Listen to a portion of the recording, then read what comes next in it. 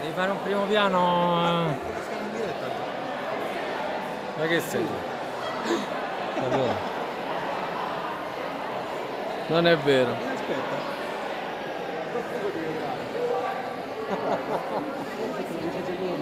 No, dai, non ci vuole, ti giuro.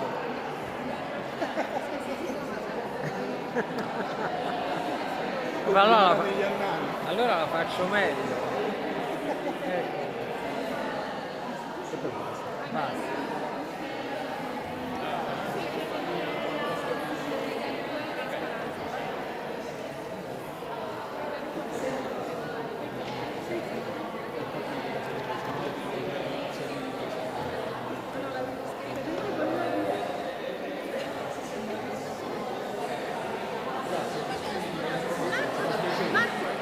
Sì, eccolo. Ciao.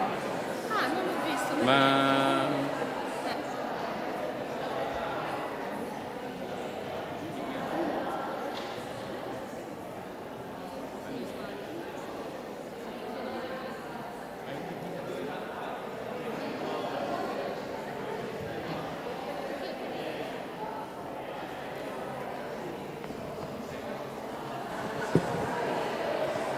well, we are ready to start the last session of the conference.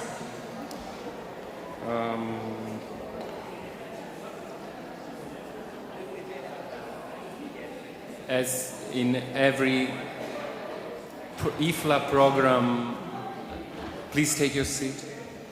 As in every IFLA program or conference or satellite or whatever, there is always a local insight.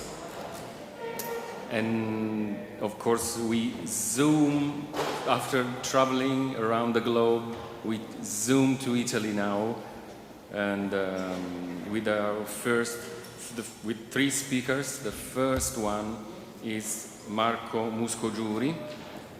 Marco is an architect and associate professor at the Politecnico of Milan. He teaches at the School of Building Engineering and Architecture. He is a founding member of a firm called Alter Studio Partners, and he carried out a lot of projects for public and private clients. The firm participated in competitions, receiving awards, focusing in particular on public spaces and places for culture. One of his main projects is the European Library of Information and Culture of Milan, and other projects, feasibility studies, guidelines are for dozens of libraries and cultural centers in Italy. So please, Marco, his presentation is called The Evolving Concept of Library. No, it's called Towards New Models of Public Libraries. Please.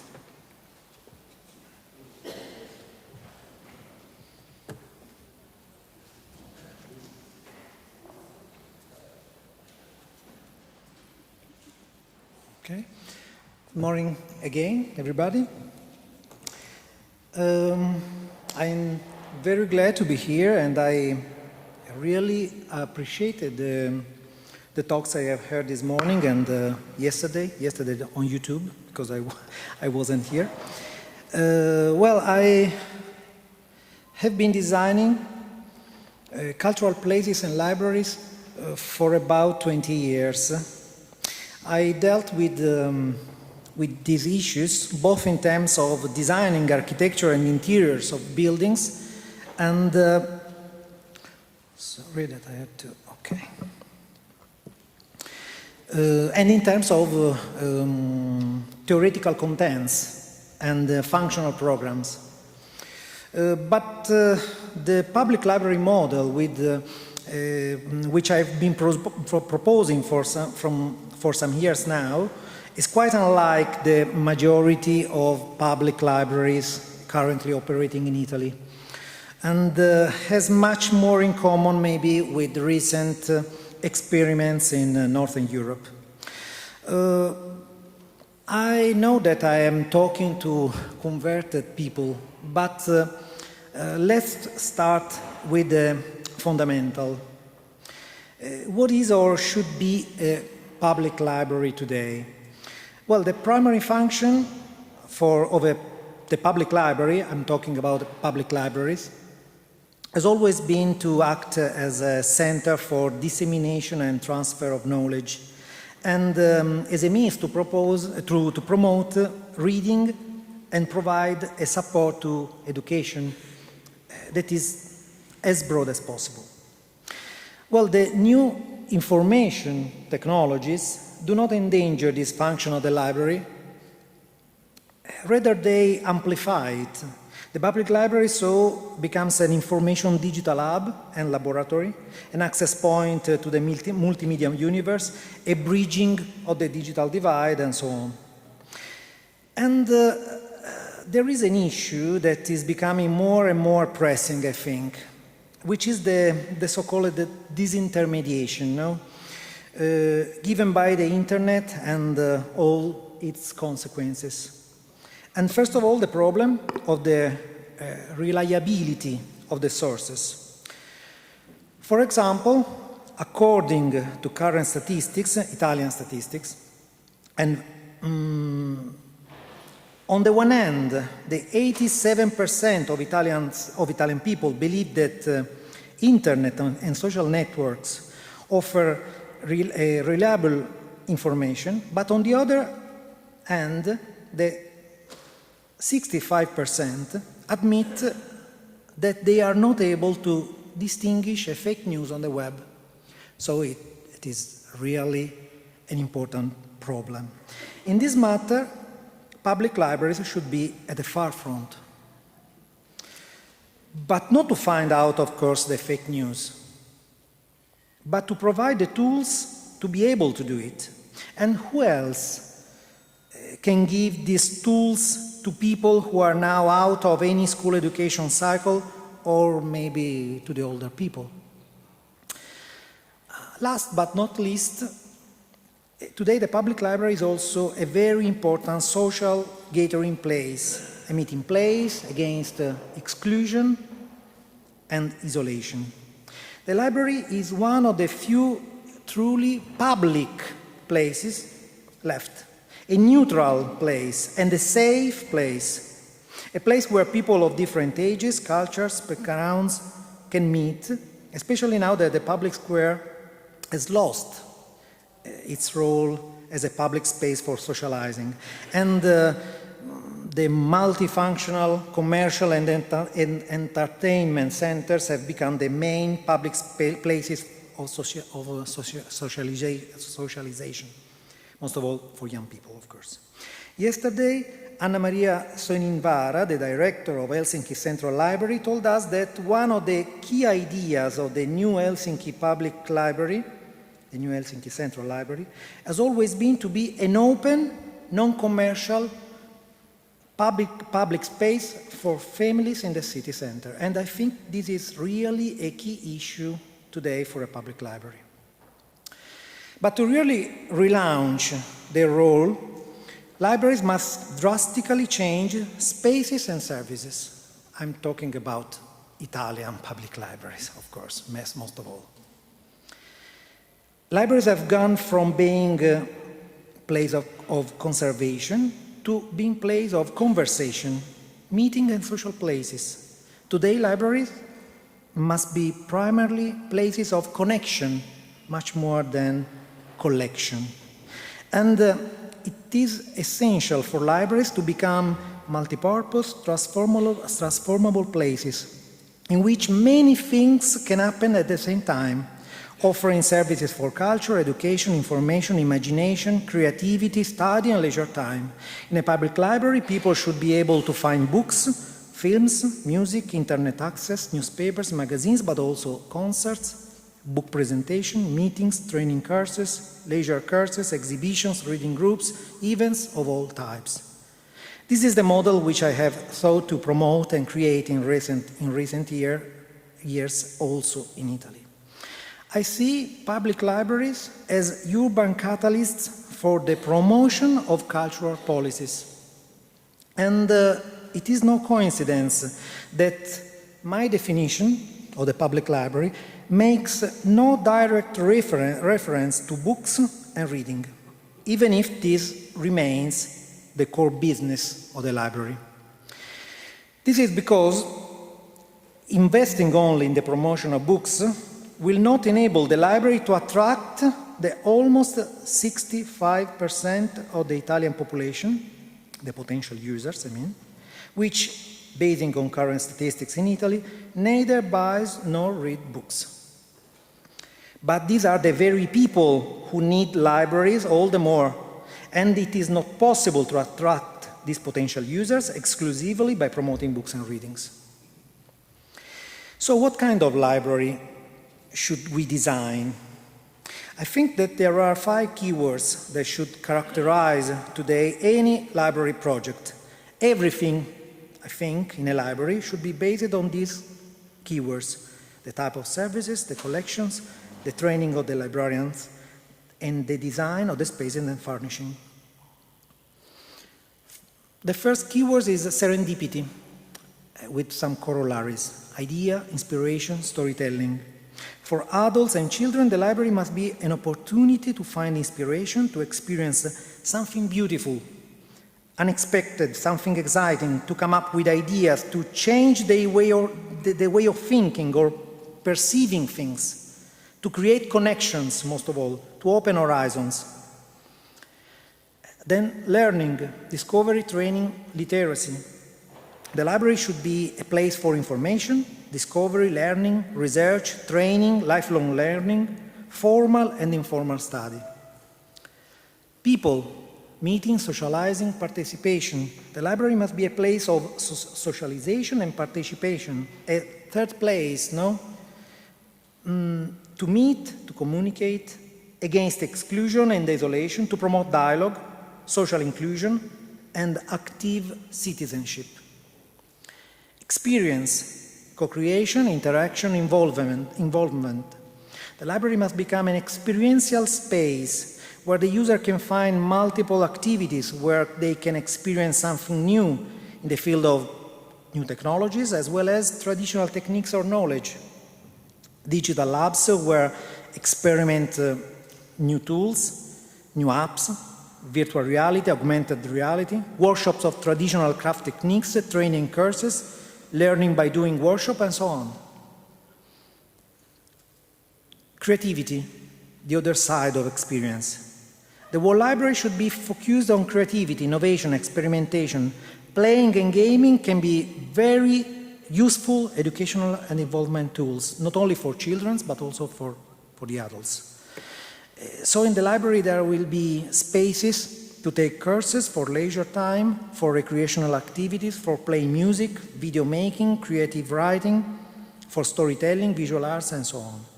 The library, in many libraries now we can find Hacker Cafe, Fab Lab, Maker Space, Coder Dojo, and so on. A whole series of neologisms that indicate very different activities: manual, analogical, digital, which have in common innovation, creativity, and playing. This is exactly what happens in Helsinki, in Aarhus, in Copenhagen, in Thionville, in London, but also in Italy, in Pistoia, in Cavriago. Last but not least, if a library is to be successful, the building architecture and the spaces and furnishings are just as important as the services offered. Since going to a library will soon no longer be a necessity, since we can easily access an ever greater number of resources in different ways, then it must become a pleasure. To this end, it is clear that the library must be an attractive place. Library building should be beautiful, user-friendly, attractive, comfortable.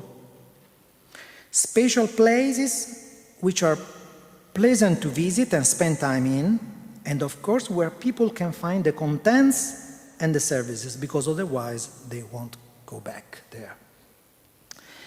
In this area of widespread social networks, public libraries must exploit the one thing that Google, Facebook, Amazon do not have and will never have: the physicality of a beautiful place to go to, combined, of course, with the competence and the human contact of the librarian who welcomes you, and with the opportunity to meet other people. To this end, the architecture of the building is crucial, not only to permit the efficiency and the functionality of the services offered, but also to attract new users. As well as their obvious functional value, the architecture also plays a key role in communicating an image, a perception of the library. The library, that is not only the wow effect, that is very, very important, but I think that is also something more. The library building must be able to capture the attention, the imagination, to remain in the memory. The library building must assert itself as a urban icon, depository of the identity of a city or of a community. I like to call this characteristic imageability, a kind of iconic pregnancy, recalling the words of American architect Kevin Lynch. The imageability is, in my opinion, a key concept of the architecture of a library in order to be successful. But there are three other issues. Another one is articulation, which means also creating a spatial experience. They should be fascinating, constantly changing.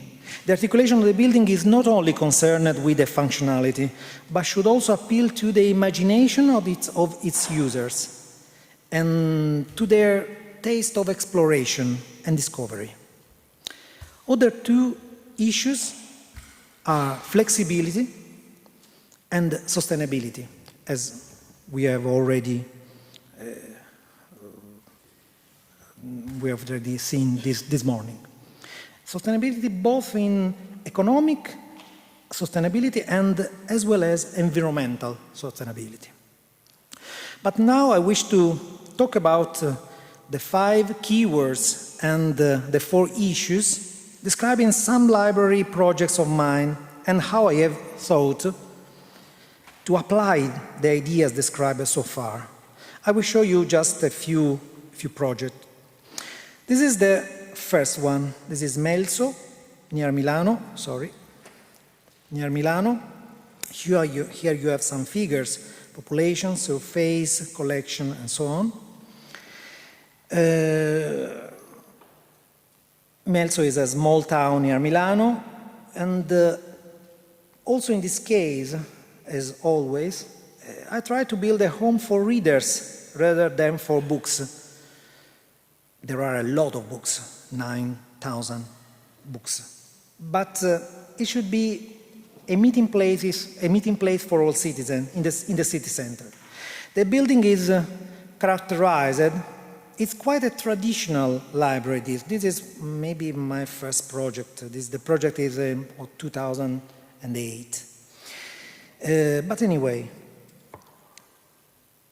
the building is characterized by zinc sheet coating, which encases the whole building, forming the roof and the facade.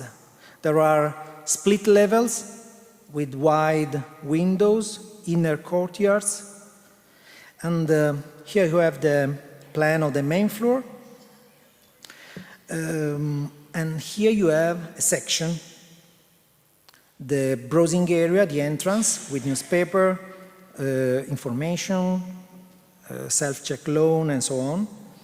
The music, cinema, and leisure section in the basement.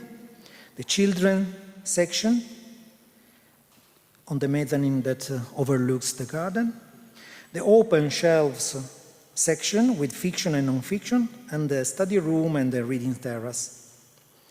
And here you can see some pictures. The entrance area, a flexible open space that can change in many ways, with a browsing area, newspapers, cafeteria corner, and community information.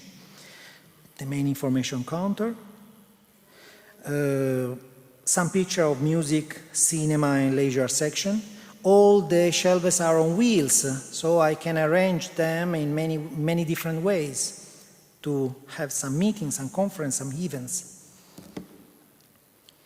This is the children's section. The big staircase with a large window that overlooks one of the inner courtyard. The fiction and non-fiction area. Some figures, 3.2 million euros. As I said, it is quite a traditional library. We developed the project in 2007-2008, but it is quite flexible and adaptable. It is a completely different project. This is Lurate-Cacivio.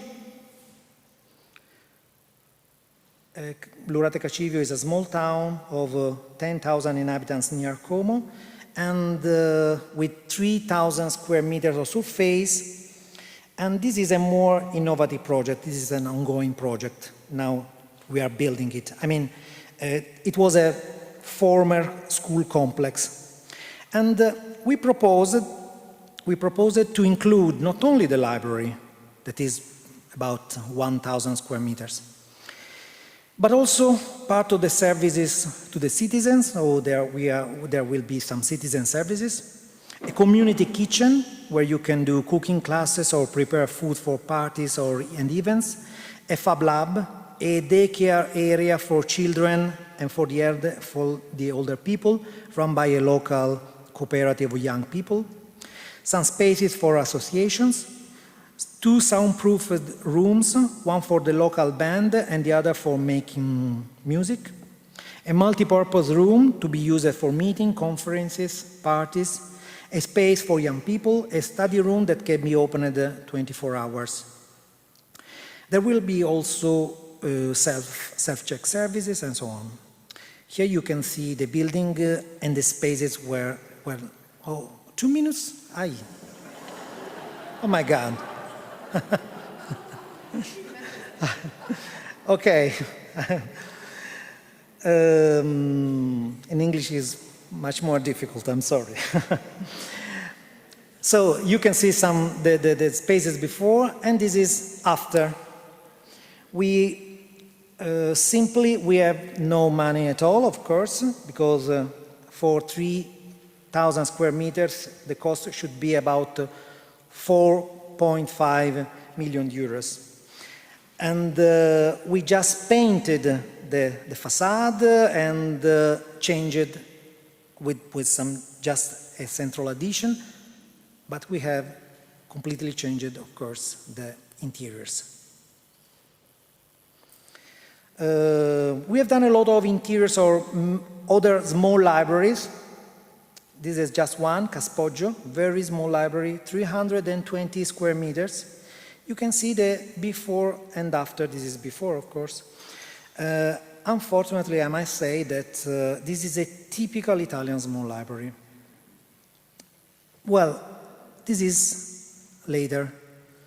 This is after. And In all these cases, we try to decline the same principle also for small or very small places. It's not just a matter of changing furnishing and lighting, which is still a lot, but we change the functional organization. We have tried to rethink the library as a flexible place where I can move shelves in order to organize different activities, so that the same room can be used for the study, but also for game and for being together, where everyone finds something beautiful and interesting to do. This is another one. This is Comano Terme, 9,000 inhabitants, 800 square meters. This is a library near Trento, and the new library is next to an old building that once was used for tobacco drying and that will be converted into residence and commercial space, overlooking a new square. The new architectural volume tried to find a dialogue with the historic buildings, but interpreting the traditional typology of the double-pitched roof in a contemporary key. So we have some varnished copper that completely cover the facade and the roof with large transparent windows. The building is on 3 floors with the entrance from the middle floor, and I just show you some pictures because I have to be fast, very fast, I'm sorry. Here you have the basement. Everything is very flexible, on shelves on wheels. We have a piano, newspaper area. We usually work with some illustrators. This is Elisabetta Bianchi, the library against the walls. This is the young adults, and this is the children and young adults area. And the nest of the small children with this poetic. This is the last one, the Mediateca. And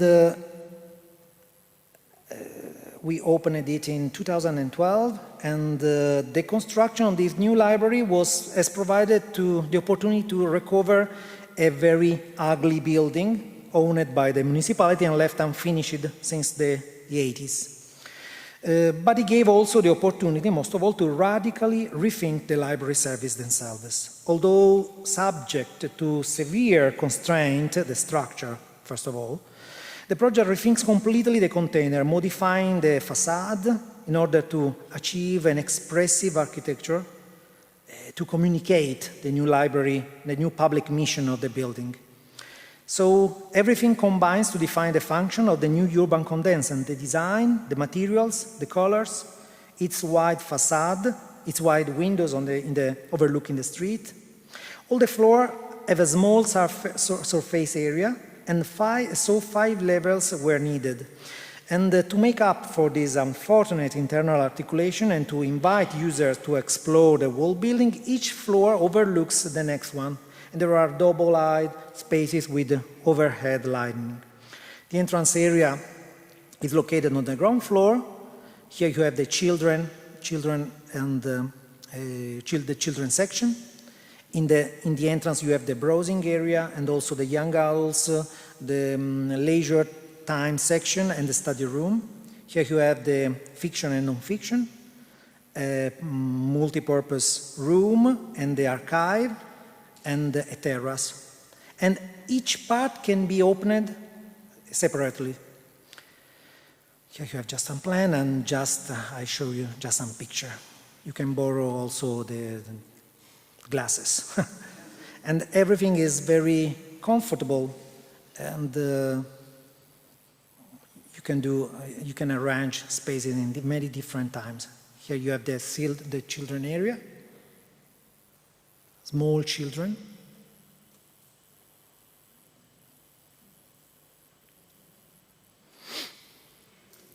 And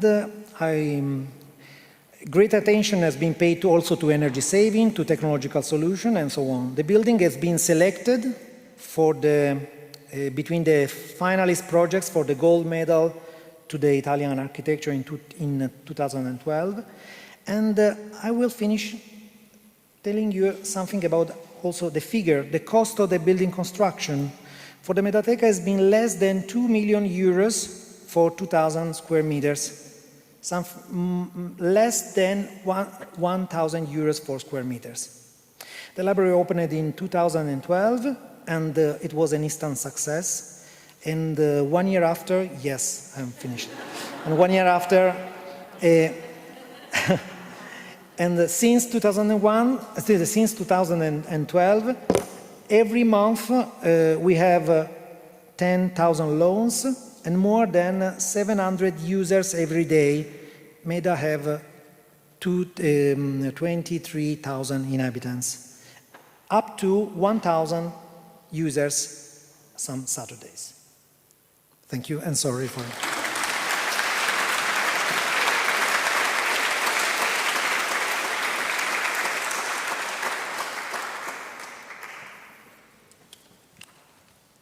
Thanks, Marco. We zoom a little bit more to Rome with the next speaker, Anna Raimondi.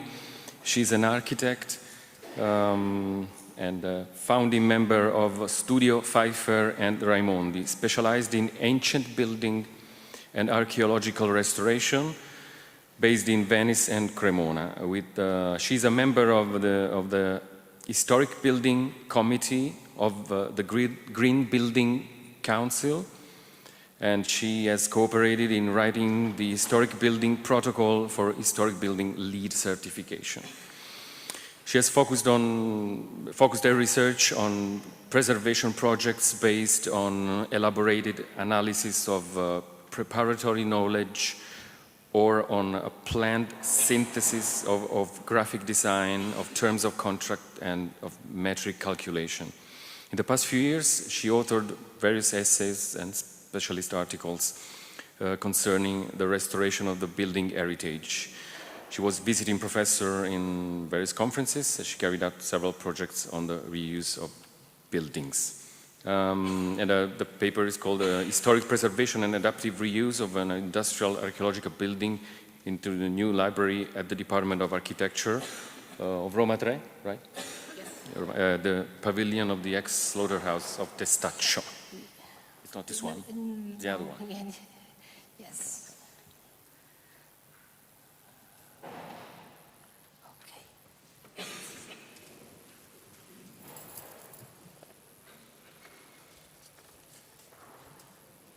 Thank you. Good morning. As you know, not only here in Rome, Italy presents a huge historic architectural heritage. In this sense, an intervention on public libraries often involves to deal with existing buildings, bounded by the Superintendency of Fine Arts as historic monuments.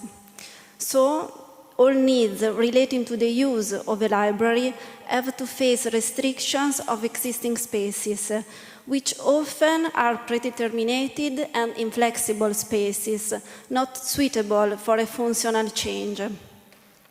Restoring and preserving these historic architectures, as well as the adaptation of a new library in an existing building, fundamentally need to solve two types on demand. Needs and problems linked to the protection of monuments, and need and problems linked to the function of a library. Moreover, it's strictly necessary to verify some of the problems resulting on the basis of the above consideration. Needs and development, upgrading, renewal, and maintenance in both structures and plans, development of library activity in the future years. In this context, the following couple of issues and their relationship require careful considerations: space and time, and regulation and cost. The first two, that are orders of magnitude, require an understanding of how historic buildings work and how they can be converted and adapted most appropriately and most effectively. This represents the key for the following essential questions. What can I do and what should I do? And also we have to understand the new factor, the time, and so to design specific and durable intervention and to plan durable uses. These concepts have to compare with the limits of the regulations currently in force from the point of view of protection of heritage, of the static and structural consolidation, of energy containment in existing building, of public uses, and also eliminating urban and architectural barriers, acoustic and fire insulations, regulation of libraries and museums, but also with the cost. First of all, cost of planning, of restoration, of reinforcing intervention, of adaptation and technological plans, of furnishing, and for second instance, management costs necessary for the functioning and future maintenance. The case study that I'm going to explain you is surely part of this type of intervention. It consists in the restoration of Pavilion 9E of the old slaughterhouse complex in Rome, currently called Slaughterhouse of Testaccio. The complex, designed by the Gioacchino Herzog architect, is dating back to the end of the 19th century. The old slaughterhouse occupies an area of about 25,000 square meters, surrounding Lungotevere Testaccio and Franklin Street. And it's divided into different buildings, pavilions, storehouses, and uncovered spaces, each one having a specific function in the past, in order to combine perfectly design and function. The old slaughterhouse was closed down in 1975, and nowadays part of the complex has been transformed into the architecture department of Roma Tre University. Some of the buildings are the home of art galleries and temporary festivals, as well as other social and cultural activities, even if some of the pavilions are still in a state of decay or haven't been completely restored. Pavilion 9E is located in the south area of the old slaughterhouse complex, and it's a medium-sized building, about 32 for 18 meters, and its facades are about 14 meters high. As stated above, until its restoration, Pavilion 9E was in a deep state of decay. The roof was collapsed, and the structures were in precarious static conditions. In this case, original architectonic and constructive characteristics are the same of the other buildings of the complex. A combination of stone and ironwork, bricks and tough structure with solid bricks, with natural hydraulic lime and eco-pozzolana-based mortar. A gable roof supported by iron trusses, facades with a series of regular openings and cornerstones, ledges coated with layers of stucco with a travertino final appearance. All metallic roof elements were composed of fixed joint frames with rods, like a strut-and-tie model, and upper secondary elements transversely placed. Infiltration of rainwater have led to massive deterioration of joint fixing strut chain, and as the horizontal and force declined, the two roof slopes collapsed into the pavilion. And so, as a consequence, despite the significant thickness of masonry, the high part of the east and the west walls collapsed too. For the same reason, the perimetral tympanus, without other supports, present relevant structural stress. Before making a decision on a structural intervention, it is indispensable to determine first the cause of damage and decay, and then to evaluate the safety level of the structure. So during the working process, it is first necessary to ensure safety on building sites and in operation of restoration itself. In this sense, the preparation of the investigation program is carried out with the preliminary installation of temporary constructions to stabilize structures and to protect them by environmental conditions. These interventions have also involved the transfer of collapsed structures and materials stored in this place, such as ballot papers, archaeological and administrative items, and so was carried out in cooperation with the local and the national authorities. After the removal of the roofing and other materials and the phase of the implementation of safety measures of structures, the project proceeded with the study of geometric characteristics and diagnosis. In fact, before taking up any restoration activities, it is essential to assess the present status of the material used in building. A team of qualified personnel has studied the site with the use of topographic and photogrammetric integrated systems. In this way, it's been possible to obtain a specific measurement of constructions, results of structural deformation, like the displacement of wall about its vertical axis, and to lay the foundation of the subsequent status of the exterior materials. As a matter of fact, Pavilion 9E presents instability of vertical structures made visible by loss of part of crowning elements of southern walls. And finally, diagnostic campaign of material and structures has involved the following tests. Team blaze and polish sections, which allow the investigation of materials, diagnostic surveys in order to classify different types of ground level and ground footing as required by anti-seismic laws in force, ground analysis coring, excavation of wall foundation, ad hoc flat jack methods in order to obtain structural modulus of elasticity and break strength parameter, particularly along east and north facades, and endoscopy through the wall, standard penetration test of plastical, chemical, and physical analysis.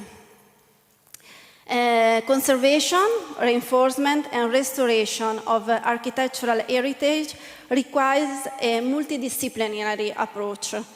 In fact, intervention should be the result of an overall integrated plan that gives due weight to the different aspects of architecture, structure, installation, and functionality. According to the diagnostic, the project of the Pavilion 9E has been organized into 3 different fields: architectural and architectural restoration, structural area, and plan area, with respectively the following objectives. 1, conservation of materials and archaeological elements of the new post-industrial urban mode. Structural reinforcement of existing construction, static improvement, intervention and seismic retrofitting, recovery of spaces into a new function, and then technological adaptation and plant system. For the first point, first it was being made a classification with a graphic synthesis of different types of internal and external surfaces in order to identify existing materials, and each represented by specific color.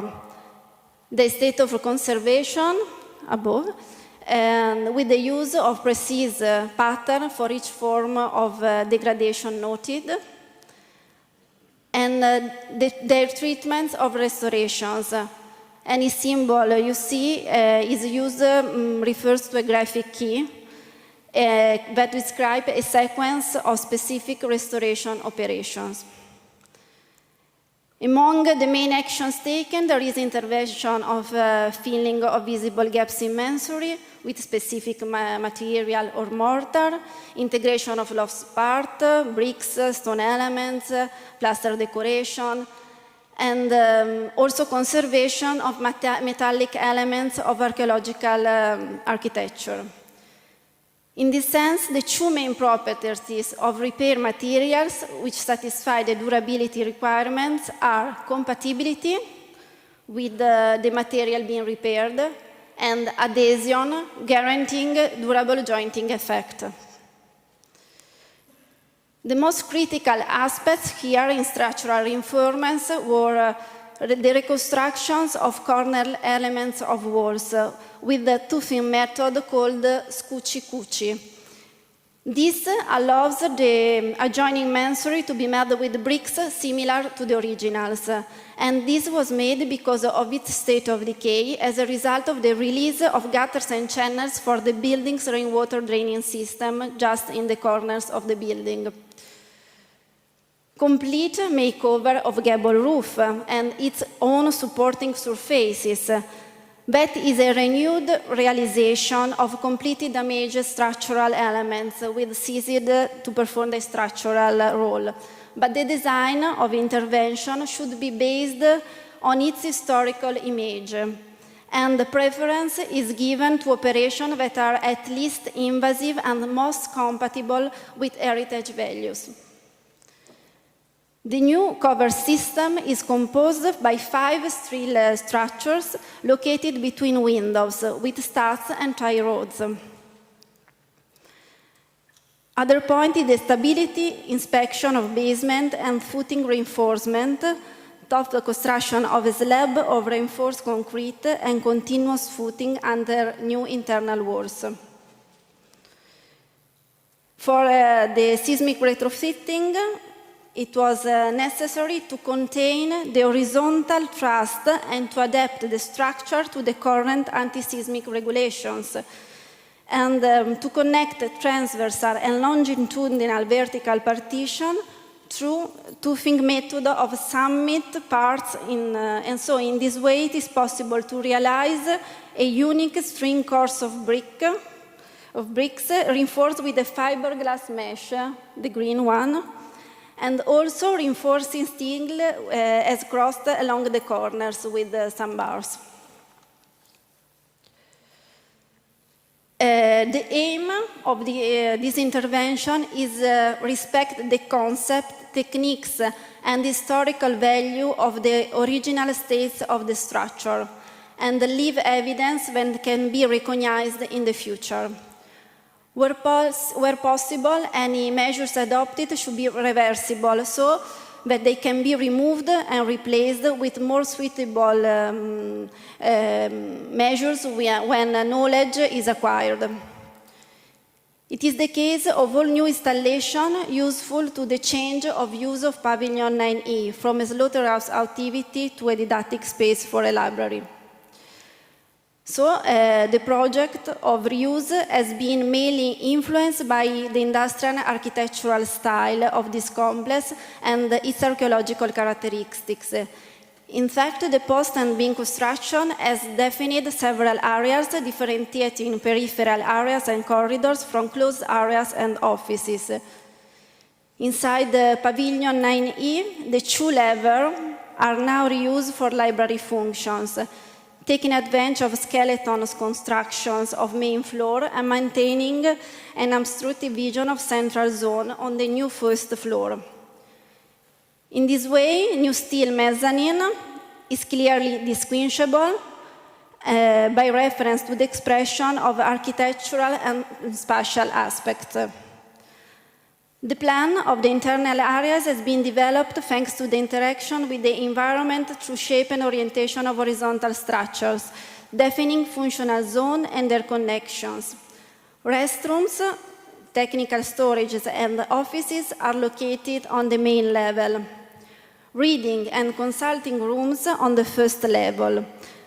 These spaces are organized as modular internal volume, structurally independent from the rest of the building. All these new rooms are illuminated both natural and artificial light through huge rounded arch windows extended to the upper floor. To proceed to the upper level, you can use 2 different blocks of facilities. with a technical compartment lift and 2 flights of stairs near the center double-8 hall. Particularly, the open elevator shaft is contained within the cover of pavilion without any external constructions. With the addition of this new mezzanine, the internal surfaces has increased by about 300 square meters. And so from 500 square meters, we obtain about 805 meters. A system of efficient facilities run under the ground floor using all gaps between the classic igloo formworks to reach the upper levels, whilst take advantage of new technical passages elements or run in new walls. Due to the archaeological bond of the pavilion, we are just in Rome, it was impossible to realize technical rooms in the basement. And so the only option has included to obtain it in an internal spaces of the building. And this is a room containing a big heat pump that supplies general electric panel, a system for the required air exchange, and several fan coil units, both for air conditioning and for heating. In fact, from this room, forced ventilation distribution is carried out with visible circular and steel pipes attached under the roof floor. Such a technological solution is based on the concept of minimal intervention, reversibility, and differentiation. Considering that a library atmosphere requires quiet and silence, I want to emphasize the study undertaken by specialized technicians about acoustic performance of the walls of this technical room. Along crawl spaces, there are also all power and data supply cables which come out from grooves on the floor, connected directly to the furnaces in order to have functional reading areas and workstations. The entire system of furniture and equipment, realized mostly on design, had to adapt itself to architectonic, structural, and plan system projects, and so it was necessary to set up an inter-branch organization in the economic framework. And here we have, Here we have some images of the work site from the collapse to the new use. Nowadays, Pavilion 9E hosts the section of architectural called Enrico Mattiello of the Academy of Fine Arts Library belonging to Roma Tre University. Its furnishing have an important role as they provided the arrangement of multifunction spaces. Several bookshelves that hold a library of approximately 20,000 volumes are placed between reading areas and fixed workstations. Respectively, there are higher elements near external walls and existing cast iron pillars, and smaller elements along internal passages, in order to let in natural light and to leave always visible and understandable the original space of the building. The section of architecture includes monographs, essays, specialized books in history of architecture, science and theory construction, technology, environmental and urban planning, and also a sector about 220 sector magazines.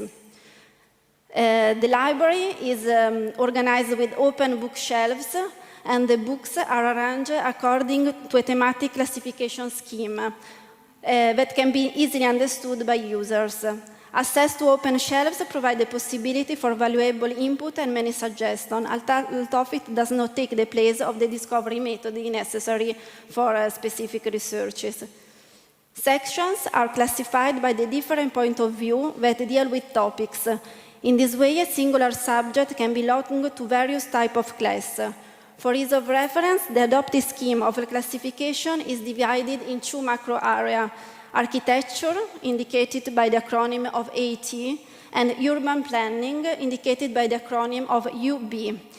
And these are in turn divided into other specific groups. It seems obvious that some items can be classified both as AT class and as UB class, due to the connection for architecture and urban. The plan involved 3 reading rooms at the ground floor and 10 reading spaces on the upper level. The library offers seating for 106 people, each equipped with electrical connections and multimedia setup in order to provide a perfect workstation. The general intervention of reuse foresaw the adaptation of the Pavilion 9 well as well as its outside, where some abandoned construction of F-15 and 16s have been demolished, and particularly demolition of the structure of Pavilion 22 on the south side of the library has enabled to realize external disposition where full and empty spaces follow each other without interruption. This space, in the course of work, can be easily converted into outdoor spaces of the library. The project, with the authorization of the Patron of Cultural Growth, respects the project of the architect Gioacchino Herzog, and also the features of Testaccio ex-slaughterhouse. And here we have, in short, some days from the collapse in 2008 to the safety project, the safety work site, and at the end, the inauguration in the last year. And finally, I want to report a particular slogan painted on the subways walls of the metro in Rome shortly after the inaugurations last year. And to found a library is something similar to construct a civil granary. You load up stocks in order to survive the spiritual winter that, in spite of myself, I see coming. And I think that in this age of digital information, such messages represent, once again, a call and an affirmation about the importance of continuing to believe and to project cultural venues and to preserve archaeological information and our heritage. Thanks.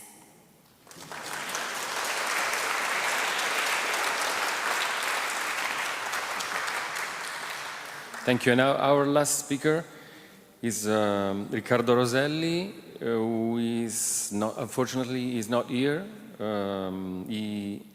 Just 2 lines of bio. He worked for Manfredo Nicoletti and Massimiliano Fuxas before working with his own firm, King&Roselli Architetti, and he associated with Jeremy King in 1997. His presentation is delivered by Silvia Gabriela Guerra Escalante.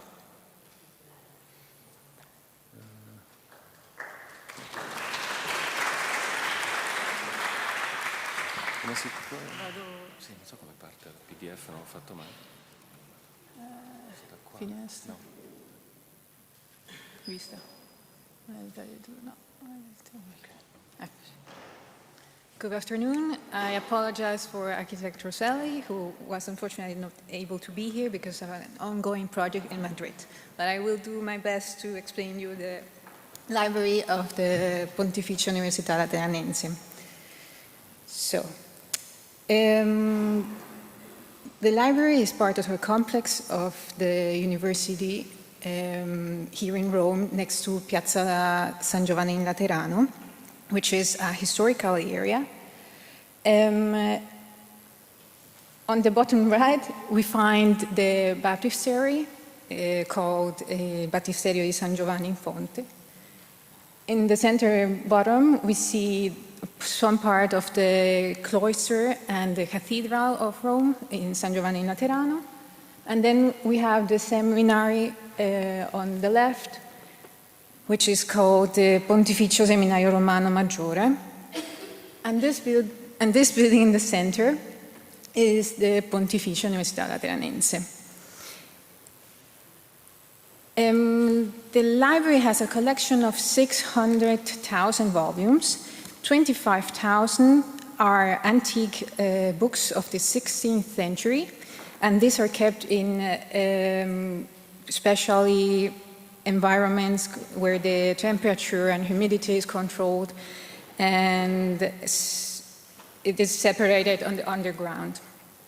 The part that is available for free consultancy in the library is 70,000 volumes and 750 publications. So with this kind of collection, the chancellor at that time, Monsignore Rino Fisichella, had in mind to make the activity of reading and the consultation of books as the main objective of the whole university. And he intended to do it also architectural explicit. So the area is this. The existing E-shaped building was constructed by Piacentini, and it has some kind of courtyards in between the fingers that we see on the second circle. The courtyard on the right was the main entrance courtyard, and around the year 2000 there was a new university entrance built, which is the one that you see on the left of the top picture. As a result of that, the main entrance that had a large flux of people first wasn't so calmer days. So the chancellor thought that this could be used as the place of the new library extension. All the reading rooms were around the university building, and this included some reading rooms on the left of this E-shaped building.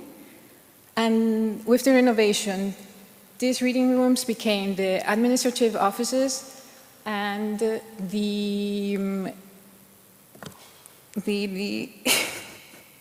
entrance foyer of the Aula Magna, which is the auditorium that already existed on the top part of this building, but was also renovated during this new library intervention.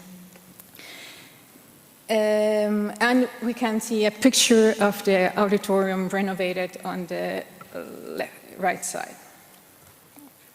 So the new building concentrated all the reading rooms in one single volume. It was carefully aligned to the existing building of lecture rooms. It was classed in the same type of bricks, and the modernity was declared by the suspended volumes and the play that they played in light and shade. The library's access is just from the inside of the main building, from the first floor corridor. And the project is practically a cube, 20 by 20 by 20 meters, with 7 floors. In the plan, we can see in the back of the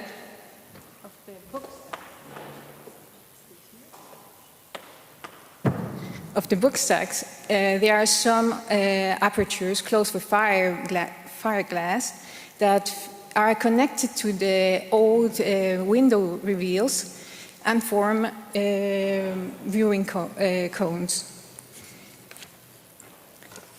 Once you get to the first floor, you find a spacious foyer, the card index, the computer index on a articulated table, the locker rooms, the librarian's posting, and a professor reading area that you can see on the image on top. The 70,000 books and 750 publications are categorized in 3 different areas, which are philosophy, theology, and canonic law, which at the same time are the main courses of the university. These three areas are divided in 6 floors of book stacks. And each category has a U-shaped sloping ramp that is used as a reading room that connects at the same time to 2 floors of book stacks. And the ramps are defined both in the vertical way by the light that comes through the skywell, and horizontally by the 2 exterior facades. The book stacks are as low as possible in order to avoid the use of ladders when somebody wants to get their old book on the last bookshelf. Moreover, the slabs are very thin and they seem to be almost bookshelves themselves. In the interior, the display for the publications on the shelving system gives the impression of a tower, a tower of books, and forming a kind of interior facade. The vertical connection occurs through a staircase between the containing wall and the interior facade of book publications. The slope of the ramps is determined by joining the irregularly spaced floors of book stacks to the irregular cuts of the front facade. And the results are the floating volumes. The deeply recessed glazings, in the day you can appreciate the facet soffit planes and the 4 supporting columns that are hardly to see. And during the night, you see these volumes float. The reading ramps are leveled by mahogany platforms, which accommodate also the reading tables on the level changes and are made out of mahogany blockwood. These reading tables also host the ambient light for the area. And this part of the building, especially, you can see the quality change in light in this part of the building. The warm morning light comes directly from throughout the facade and joins a little bit colder light from the skylight. This skylight light becomes a little bit warmer towards the midday for cooling off in the afternoon and joining the glow reflected by the buildings around the university. The facet soffit planes, bottom part, is made out of steel sheets, and they have a complex geometry, which is the result of the irregular sloping planes supported by the 4 columns, and the inner and outer edges of the ramps that needed to be straight.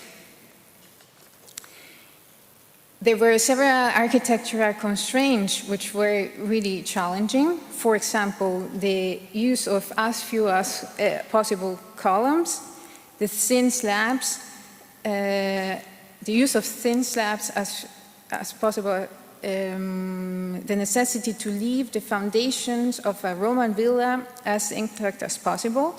And then at that time, the seismic regulations were introduced, and usual fire regulation needed to be also respected. But from what I see as the result, I would say that they were solved with elegance, intelligence, and charm. And this is the Pontificial.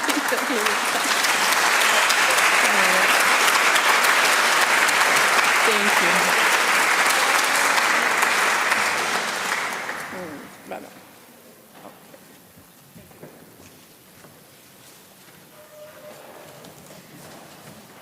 Okay, so that brings us to a close. I want to thank everybody for being here on behalf of the Academic and Research Libraries Committee, on behalf of the Metropolitan Libraries Committee, the Public Libraries Committee, and the Library Buildings and Equipment Committee. Thank you for your time, for your attention, for your engagement and interaction, and for indulging us in photography.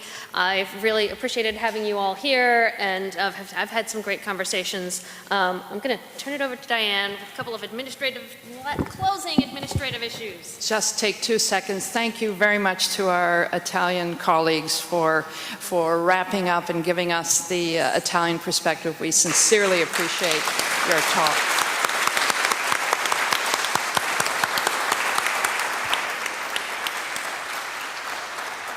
You've all been amazing, and we've had several requests to keep in touch with you.